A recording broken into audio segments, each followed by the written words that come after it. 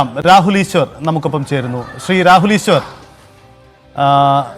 ഈ ബോബി ചെമ്മണ്ണൂരിനെ കോടതി അത്ര കണ്ട് പിന്തുണച്ചിട്ടില്ല. അദ്ദേഹത്തിന് ജാമ്യം നൽകുമെന്നാണ് നമുക്ക് ലഭ്യമാവുന്നത്. പക്ഷേ സോഷ്യൽ മീഡിയയിൽ വഴി തെറ്റായ പ്രചരണം നടത്തുന്നവർക്കുള്ള ഒരു മുന്നറിയിപ്പ് കൂടിയാണ് ഇതെന്ന സൂചന കോടതി പങ്കുവയ്ക്കുന്നുണ്ട്. താങ്കൾക്കുമൊക്കെ അത് ബാധകമാവുമോ?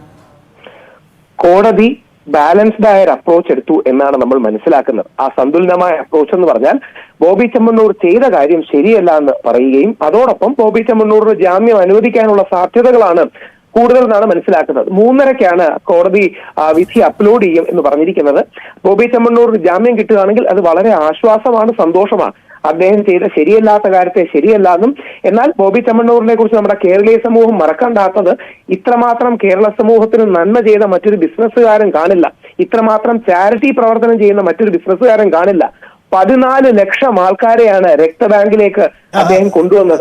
ഇതൊന്നും നമ്മൾ മറക്കരുത്. രാഹുൽ, നമുക്ക് അതിലേക്ക് വരാം. അതിനു മുമ്പ് ഈ കേസിന്റെ മെറിറ്റിലേക്ക് വരുമ്പോൾ അദ്ദേഹത്തിന് ജാമ്യം കിട്ടി എന്നതുകൊണ്ട് അദ്ദേഹം തെറ്റുകാരനല്ല എന്ന് കോടതി പറയുന്നില്ല. 6 ദിവസം ജയിലിൽ കിടന്നില്ലേ? അദ്ദേഹം തെറ്റു ചെയ്തിട്ടുണ്ടോ എന്ന നിരീക്ഷണം തന്നെയാണ് കോടതി നടത്തിയിരിക്കുന്നത്. അദ്ദേഹം തെറ്റ് ചെയ്തിട്ടുള്ള നിരീക്ഷണം അദ്ദേഹവും പോലും അംഗീകരിക്കുന്നതാണ്. ബോബി ചെമ്മണ്ണൂർ, അദ്ദേഹത്തെ പിന്തുണയ്ക്കുന്നവർ എല്ലാം പറയുന്നത് ബോബി ചെമ്മണ്ണൂറിന്റെ ഭാഗത്തുനിന്ന് ഒരു നാക്കുപിഴ ഉണ്ടായിട്ടുണ്ട്, ബോബി ചെമ്മണ്ണൂറിന്റെ ഭാഗത്തുനിന്ന് ഒരു തെറ്റുണ്ടായിട്ടുണ്ട്, അതൊരു ദ്വയാർത്ഥ പ്രയോഗമാണ്. കോടതിയിലൂടെ തന്നെ അദ്ദേഹം പറയുകയുണ്ടായി, ഇനി ഞാനത് ആവർത്തിക്കില്ല. ആ ഒരു വാക്കുകൊണ്ട് ബോബി ചെമ്മണ്ണൂർ കഴിഞ്ഞ 25 വർഷമായി നമുക്ക് ചെയ്ത നന്മകളെല്ലാം നമുക്ക് മറക്കാൻ പറ്റുമോ? ഈ മനുഷ്യൻ ഒരു വാക്ക് തെറ്റായി പറഞ്ഞു, ഇല്ലെന്നാരും പറയുന്നില്ല, അതിനെ ആരും ന്യായീകരിച്ചില്ല. പക്ഷെ ബോബി ചെമ്മണ്ണൂർ ഇതുവരെ ചെയ്ത ജീവകാരുണ്യ പ്രവർത്തനങ്ങൾ, 10,000-കണക്കിന് ആൾക്കാരുടെ ജീവിതത്തെ സഹായിക്കൽ, 1000-കണക്കിന് വീട് വെച്ച് കൊടുക്കൽ, ലക്ഷക്കണക്കിന് രക്തദാനം നടത്തൽ, ഇതെല്ലാം നമ്മൾ മറക്കണോ?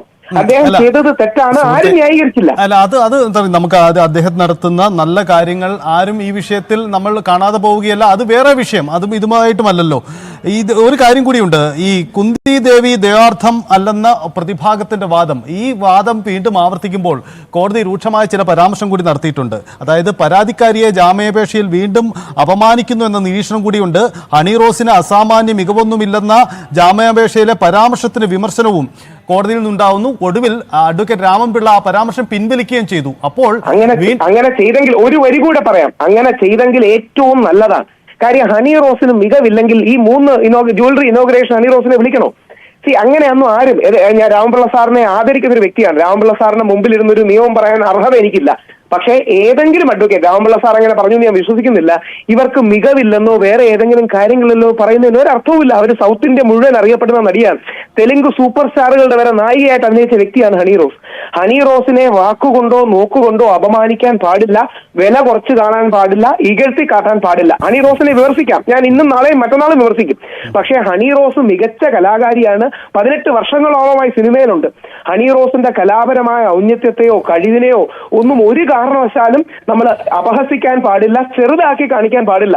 ഹണി റോസ് മികച്ച രീതിയിൽ ഒരു അഭിനേത്രിയും സെലിബ്രിറ്റിയും കൂടി ആയതുകൊണ്ടല്ലേ 3 ജ്വല്ലറിയോളം ഇനോഗ്രേറ്റ് ചെയ്തിട്ടുണ്ട്.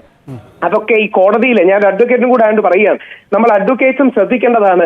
കോടതിയിൽ എതിർഭാഗത്തെ താഴ്ത്തി കെട്ടുന്ന ശീലം നമുക്ക് ശരിയല്ല. ഇപ്പൊ എന്റെ അടക്കമുള്ള, ഞാനാണ് ഫ്രെയിം ചെയ്തത്, എന്റെ അടക്കമുള്ള കാര്യത്തിൽ ഞാൻ ഹണി റോസിനെ ഏറ്റവും ആദരിക്കുകയും അവരുടെ കുടുംബത്തെ കുറിച്ച് കേട്ട നല്ല വാക്കുകൾ ഹൈലൈറ്റ് ചെയ്യുകയും എന്റെ കോടതിയിൽ കൊടുത്ത എന്റെ ജാമ്യാപേക്ഷയിൽ ഞാൻ പറഞ്ഞിട്ടുണ്ട്. അതുകൊണ്ട് ഹണി റോസിനെ ഇകഴ്ത്തി കാണുന്നത് ഒരു കാരണവശാലും യോജിക്കാൻ കഴിയാത്തൊരു കാര്യമാണ്. എന്നാൽ അതോടൊപ്പം ബോച്ചയ്ക്ക് ജാമ്യവും കിട്ടണം, ബോച്ചയും വെളിയിൽ വരണം. ബോച്ച ചെയ്ത നന്മകളെ നമ്മൾ പ്രശംസിക്കുകയും ഈ പിഴവിനെ നമുക്ക് കേരള സമൂഹത്തിന് പൊതു മാപ്പ്, അദ്ദേഹത്തിന് ഒരു മാപ്പ് കൊടുക്കാനും നമുക്ക് കഴിയണം. ഒരു കാര്യം കൂടി രാഹുൽ ഈശ്വർ, അവസാനിപ്പിക്കുന്നതിന് മുമ്പ് ഈ താങ്കളുടെ ജാമ്യാപേക്ഷ അറസ്റ്റ് തടയണമെന്ന വാദം കോടതി അംഗീകരിച്ചിട്ടില്ല. ഇന്ന് താങ്കളുടെ ജാമ്യാപേക്ഷയും കോടതി പരിഗണിക്കുന്നു എന്നാണ് ഞാൻ മനസ്സിലാക്കുന്നത്.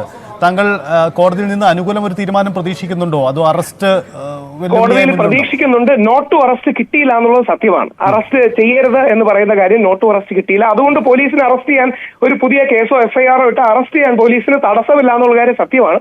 അഥവാ അങ്ങനെ ഉണ്ടെങ്കിൽ വീണ്ടും കോടതിയെ സമീപിക്കാനാണ് ഞങ്ങൾ ആഗ്രഹിക്കുന്നത്, അല്ലെങ്കിൽ ഞങ്ങൾ നോക്കുന്നത്. ഇതുവരെ എന്തായാലും പോലീസിന്റെ ഭാഗത്തു നിന്ന് ഇൻഫർമേഷൻ ഒന്നും വന്നിട്ടില്ല.